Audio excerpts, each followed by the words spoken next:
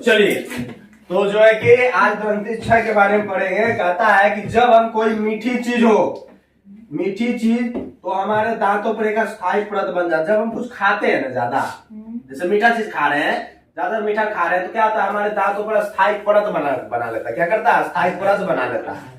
ठीक है ना? स्थायी जब परत बना लेगा तो हम कीड़ा लगेगा नहीं लगेगा? दांतों पर स्थायी परत बना लेता है, जिसे हम अच्छे से साफ नहीं करते हैं। समझ गए ना? जिसे अच्छे से साफ जल्दी मुंह धो लेगा, दांत होगा अच्छा से साफ? नहीं होगा अच्छा से साफ। तो परत बना लेता है जिसे हम अच्छे से साफ नहीं करते हैं, तो ये इससे हमारे दांत क्या हो जाते हैं? खराब होने लगते हैं। जिसे क्या कहते हैं? अस्थि क्षय करते हैं। दांत अस्थि क्षय करते, मतलब दांत जब हम क्या कर रहे हैं, जब हम मीठा चीज खा लिए तो ये क्या हमारे दांतों पर एक अस्थायी क्या करना? परत बनाना शुरू कर दिया। क्या कर दिया? परत बनाना शुरू कर दिया। और इसे हम क्या करें? अच्छे से साफ नहीं करते हैं, जिस कारण से क्या होता है? दांत हमारा खराब होने लगता है। इसी को क्या कहते हैं हम लोग? दांत अस्थि क्षय करते हैं। तो लिखेंगे मीठी चीज खाने से दांत अस्थि क्षय में क्या लिखेंगे? मीठी चीजें खाने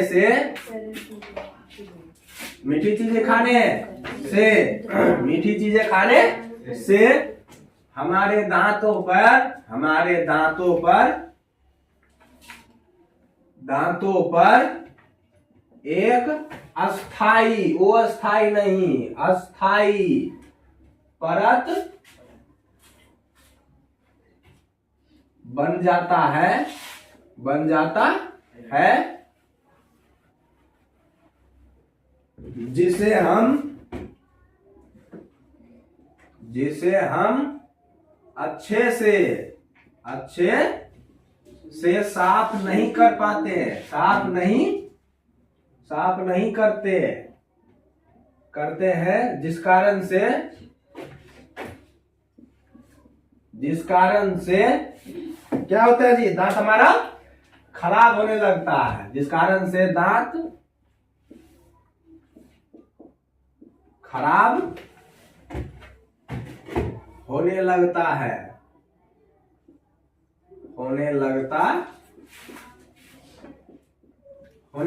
है, इसे दंत अस्थि क्षय कहते हैं। पता चल गया दंत अस्थि क्षय क्या होता है?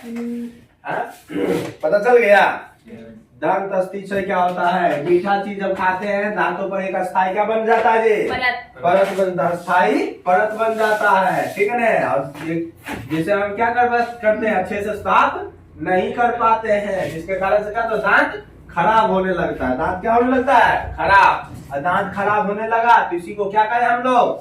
दांत सड़ने लगा। ठीक है ना? इसी को क्या कहते हैं? दंत अस्थि क्षय। दंत अस्थि क्षय करने का मतलब दांत खराब होना, आसान भाषा में। ठीक है? बोलो, कोई दिक्कत है तक? चलिए, मुख गुहा में 3 जोड़ी लाल ग्रंथियां भी होती है। होता है ना जी?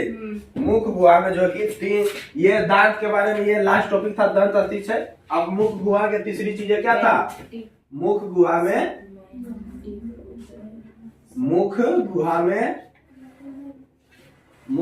में कितने जोड़ी?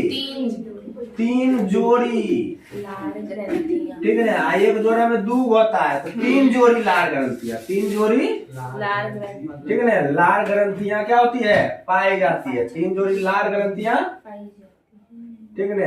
लाल ग्रंथियां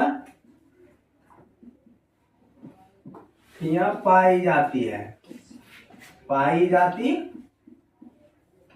3 जोड़ी लाल ग्रंथियां पाई जाती है। पहला क्या होता है? पैरोटिड ग्रंथि। क्या होता है? पैरोटिड।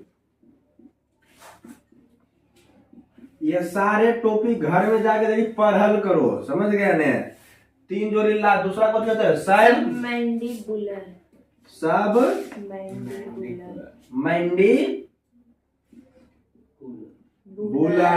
कूलर नहीं।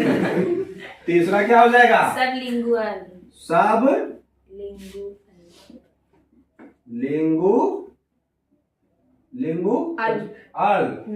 सबलिंगुअल। ठीक है ना? मनुष्य के मुख गुहा में 3 जोड़ी लाल ग्रंथियां पूछा जाता है आपको, मनुष्य के मुख गुहा में कितने जोड़ी लाल ग्रंथियां पाई जाती है? तो 3 जोड़ी लाल ग्रंथियां पाई जाती है। और पूछ देगा निम्नलिखित में से लाल ग्रंथियां हैं, तो हम ध्यान रखेंगे क्या है? पैरोटिड, सबमैंडिबुलर और सबलिंगुअल। ठीक है ना? पैरोटिड लाल ग्रंथियां, सबमैंडिबुलर लाल ग्रंथियां और सबलिंगुअल लाल ग्रंथि, ये 3 जोड़ी है। 3 जोड़ी होता है, इसका भी संख्या 2 होता है, इसका भी संख्या 2, इसका भी संख्या 2, सबका संख्या 2 होता है। समझ गए? ये हो गया आपका, क्या हो गया? लाल ग्रंथियां, लाल ग्रंथियां हो गया। बोलो कोई दिक्कत? चलिए अब हमारा जो बचा वो छोटी आंत बचा है, तो ये अध्याय भी आज हम समाप्त कर देंगे। समझ गए ना? ये अध्याय भी क्या करेंगे? हम समाप्त कर देंगे आज। केमिस्ट्री में आपके अभी एक ही अध्याय बचे हैं। ठीक है ना? बायोलॉजी का आपका भी ये लास्ट में अध्याय है। केमिस्ट्री का वो अध्याय समाप्त करके फिर से वो टेस्ट ले लिया जाएगा। पानी गिरता है, ठीक है, शीत ही है उतना, तो देखते हो नमी के कारण इधर पसीज गया है। हो गया यहाँ तक? क्लियर है? चलिए हेडिंग डालिएगा, छोटी आंत, छोटी आंत। समझिए, ये खत्म हो गया। दांत अस्थिक्षय का पिछले दिन का ही टॉपिक था। मुख गुहा के चीजें क्या हो गए? खत्म हो गए। सारा क्रियाकलाप तो छोटी आंत में होगा जी। जितने भी भोजन का चीजें वो ज्यादातर कितने 80% काम मेरा कहाँ हो गया? छोटी आंत में। 80 से 85% हमारा काम छोटी आंत में ही हो गया। ये चैप्टर समाप्त हो जाएंगे क्षण भर में। क्षण भर में क्या हो जाएंगे? समाप्त हो जाएंगे। ठीक है, चलो छोटी आंत, छोटी आंत देखिएगा, छोटी छोटी आंत। ठीक है ना? छोटी आंत लिखेंगे। आहार नाल के सबसे लंबा भाग है। यह आहार नाल का क्या है? सबसे लंबा भाग, सबसे लंबा भाग है यह आहार नाल का, आहार नाल का सबसे लंबा भाग, सबसे लंबा भाग, लंबा भाग है। आहार नाल का सबसे लंबा भाग क्या है? छोटी आंत, जिसकी लंबाई कितना है जी? लंबाई कितना है? 6 से 8 मीटर होगा दिल। ठीक है ना? चौड़ाई कितना दिल है? 2.5 सेंटीमीटर। बोलो कोई दिक्कत? आहार नाल का सबसे लंबा भाग है छोटी आंत। छोटी आंत की लंबाई है 6 से 8 मीटर, चौड़ाई 2.5 सेंटीमीटर। और इसका जो लंबाई है अलग अलग जीवों में अलग अलग होता है। इसका जो लंबाई है अलग अलग जीवों में, अलग अलग जीवों में लंबाई क्या होती है जी? अलग अलग होती है, अलग अलग होती है। बोलो कोई दिक्कत? कोई दिक्कत रहे? छोटी आंत 3 प्रकार के होते हैं। छोटी आंत को 3 भागों में बांटा गया है, जानते हो? कौन कौन? ग्रहणी, जेजुनम, इलियम। ग्रहणी, जेजुनम, इलियम। ग्रहणी, जेनुनम, इलियम। ग्रहणी, जेनुनम, ठीक है ना? Jejunum, ileum. ठीक है ना? छोटी आंत जो हमारे हैं उसको कितने भागों में बांटा गया है? 3 भागों में। ठीक है, कितने भागों में बांटा गया है? 3 भागों में। छोटी आंत जो हमारे हैं कितने भागों में बांट दिया उनको? 3 भागों में। पहला क्या है? ग्रहणी है, ग्रहणी है, ग्रहणी, जेनुनम,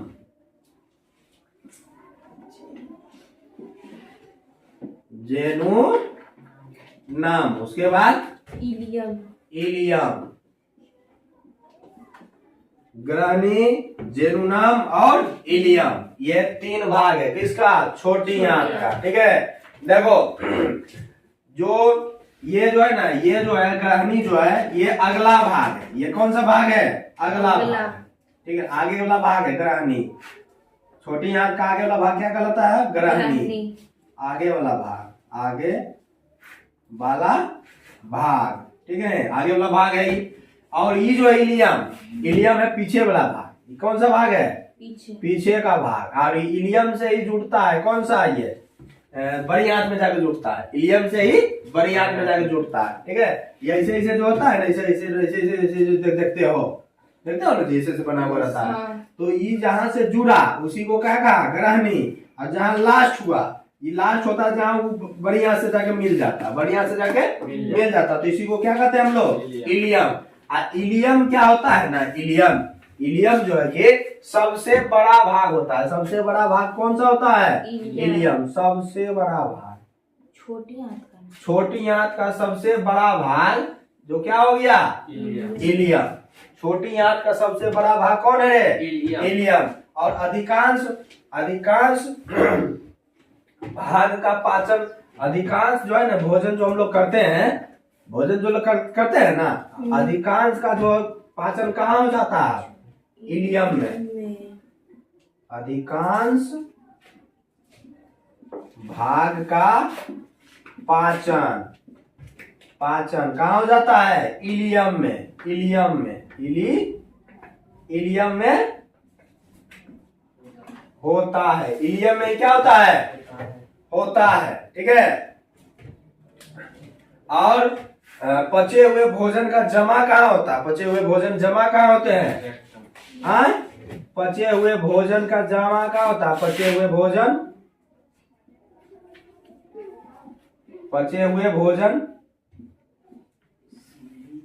जमा कहाँ होता है जी? इलियम पर। कहाँ होता है? इलियम पे। हमारे शरीर के अवशेषी अंग, हमारे शरीर के अवशेषी अंग क्या होते हैं? इलियम में जमा होते हैं। थोड़ा सा लाइएगा किताब ईसा।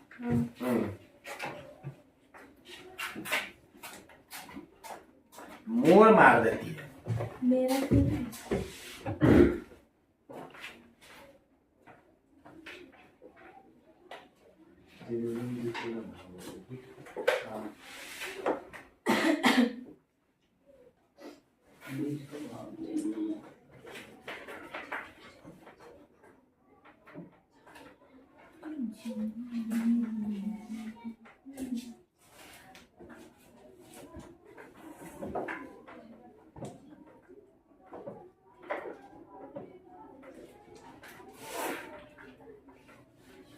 चलिए, यहाँ तो कोई दिक्कत है।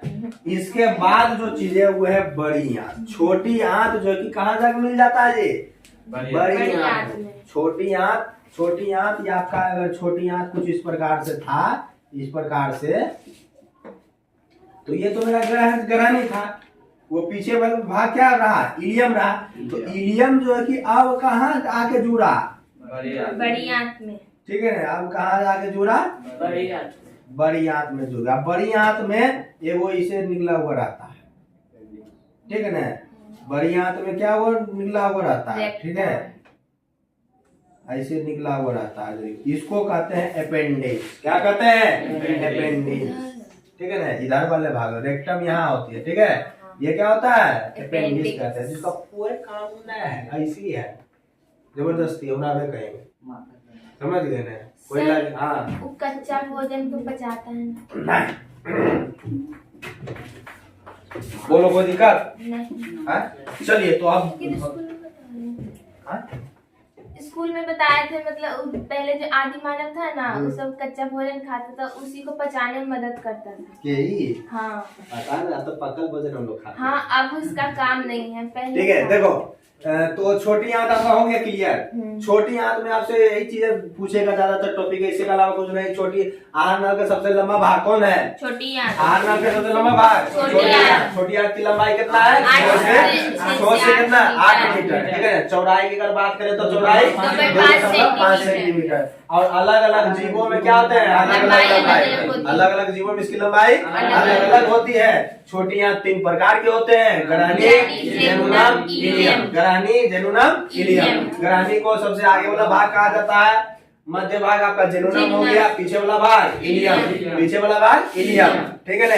इलियम सबसे बड़ा भाग है, छोटी आंत का सबसे बड़ा भाग इलियम है, और अधिकांश भाग का पाचन कहाँ हो जाता है? इलियम इलियम में। में। और इलियम में ही क्या होता है? बचे भोजन जमा होता। बचे हुए भोजन कहाँ जमा होते हैं? इलियम में। और इसके बाद आता है आपका, कौन आता है? बड़ी आंत। क्या आते हैं? बड़ी आंत। छोटी आंत जो है कि इलियम के साथ किसमें जुड़ा हुआ रहता है? बड़ी आंत में। छोटी आंत किससे जुड़ा हुआ रहता है? बड़ी आंत से। छोटी आंत किससे जुड़ा हुआ होता है जी? बड़ी आंत। और बड़ी आंत को दो भागों में बांटा गया, दो प्रकार के होता है बड़ी आंत। बड़ी आंत, बड़ी आंत, ठीक है ना। बड़ी आंत, छोटी आंत लिखेंगे छोटी आंत, छोटी आंत, छोटी आंत क्या लिखेंगे जी? छोटी आंत आहार नाल के अगले भाग, छोटी आंत आहार नाल के अगले भाग, अगले भाग बड़ी आंत से जुड़ा होता है। बड़ी आंत से जुड़ा होता है, बड़ी आंत से जुड़ा होता है। और बड़ी आंत दो भागों में, बड़ी आंत जो है कि बड़ी आंत दो भागों में होता है, खुलता है, ठीक है। पहला क्या कहलाता है? कोलेन। पहला कहलाता है कोलेन। क्या कहलाता है? कोलेन। दूसरा क्या कहलाता है? मलाशया रेक्टम। मलाशया रेक्टम। बोलो कोई दिक्कत?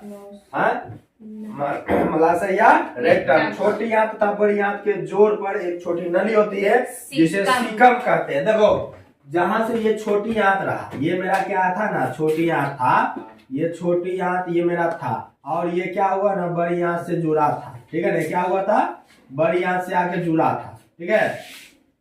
तो जहां पे आगे जुड़ा था ना ये, तो इस पे छोटा सा एक नली होता है, ठीक है ना। यानी कि ये रहा छोटी आंत, ये रहा मेरा बड़ी आंत। तो छोटी आंत और बड़ी आंत के बीच जो एक छोटा सा नली होता है जिसे कहते हैं सीकम, ठीक है। लिखेंगे छोटी आंत और बड़ी आंत, और बड़ी आंत, छोटी आंत और बड़ी आंत के जोड़ पर, आंत के जोड़ पर, क्या होता है जी? एक नली होती है, एक नली होती है जिसे क्या कहते हैं? सीकम। जिसे सीकम कहते हैं, जिसे सीकम कहते हैं, सीकम कहते हैं, जिसे क्या कहते हैं? सीकम कहते हैं, सीकम कहते हैं। सीकम के शीर्ष पर एक अंगुली जैसी रचना होता है जिसका सिरा बंद होता है। यह रचना अपेंडिक्स कहलाती है। मनुष्य के आहार नाल में अपेंडिक्स का कोई कार्य नहीं होता है। यह एक अवशेषी अंग है।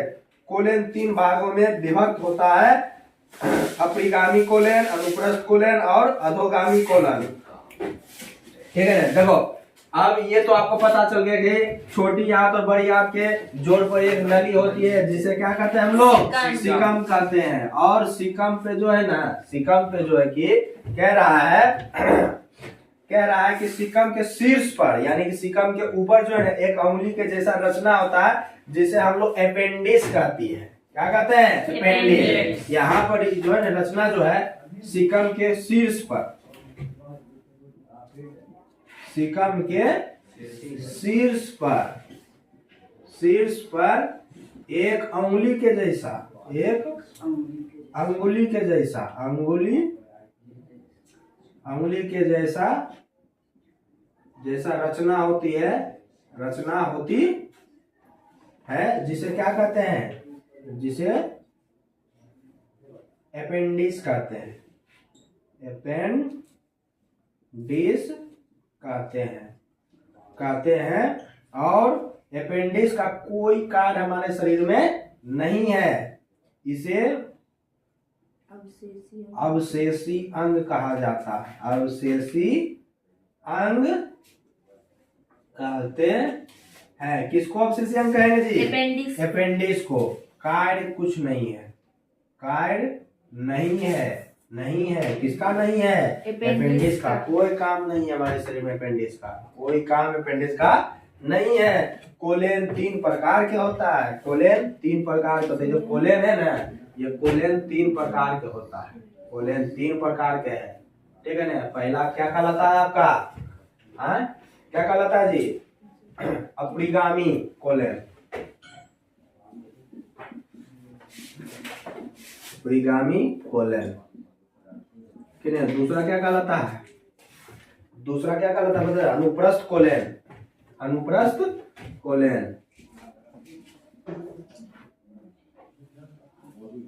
अनुप्रस्थ कोलेन। तीसरा क्या होता है? अधोगामी, अधोगामी, अधोगामी कोलेन, अधोगामी कोलेन तीसरा होता है, ठीक है ना। और कहता है अधोगामी कोलेन रेक्टम में खुलता है, जो अंत में मल द्वार के द्वारा शरीर से बाहर खुलता है, ठीक है ना। तो यही आपका क्या है? बरियात के प्रकार थे, कोलेन, अधोगामी। बोलो कोई दिक्कत? तो इसी के साथ ये भी अध्याय क्या हो गए आपके? समाप्त हो गए। बोलो कोई दिक्कत? खत्म, लो लिखो, समझे? ये भी अध्याय आपके समाप्त हो गए। अब देखो, जैन प्रकरण में 4 क्रियाएं था। कितने को था? 4। कौन कौन था? श्वसन, पोषण, उत्सर्जन, पोषण, शोषण, उत्सर्जन, परिवहन, यही 4 बार है। तो सबसे उसमें से सबसे पहला हम क्या पढ़ लिए? पोषण, पोषण पढ़ लिए। अगला जो होगा वो क्या हो जाएगा? शोषण। तब आता परिवहन, तब आता उत्सर्जन। चारों दे अलग अलग चैप्टर करके, समझ गया ना। चारों जो चैप्टर है वो अलग अलग इसी चीज का जैन प्रकरण का 4 भाग दे दिया है, समझे। तो अभी जाके पहला चैप्टर आपका समाप्त हुआ। केमिस्ट्री में अब एक ही चैप्टर बचा हुआ है आपका, समझे। इसमें जो बचा हुआ है केमिस्ट्री समाप्त होगा, अब हिस्ट्री चालू करने लगे हैं। हिस्ट्री, हाँ, समझे। बोलो तो दिक्कत नहीं ना? चलिए, तो आज का क्लास हम यहीं पे समाप्त करेंगे, क्योंकि समय भी लगभग हो ही गया है। अब टॉपिक ही नहीं है इसमें, तो क्या करेंगे? ज्यादा ऑब्जेक्टिव करवा। और साथ सुनो, जितने भी टॉपिक लिखा है सबके ऑब्जेक्टिव है और सबको याद करना। तुम सुन लिए ना, एकदम ध्यान कर लेना। चलिए जा सकते हैं, चलिए लिखिए।